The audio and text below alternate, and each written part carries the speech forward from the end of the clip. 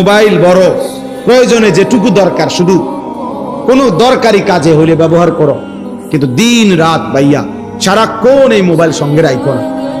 তুমি একদিন পিছন ফিরে তাকাইলে দেখবার কিছু নাই, একদিন না একদিন ভাইয়া ফিরবা।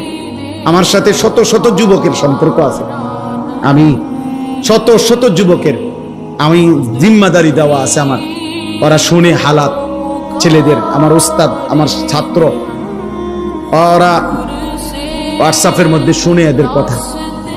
অসংখ্য অগণিত যুবক এই অশ্লীল ছবি দেখতে দেখতে, নারী দেখতে দেখতে খোদার কসম যৌবনের সক্ষমতা, শরীরের সক্ষমতাটাই হারায় ফেলছে।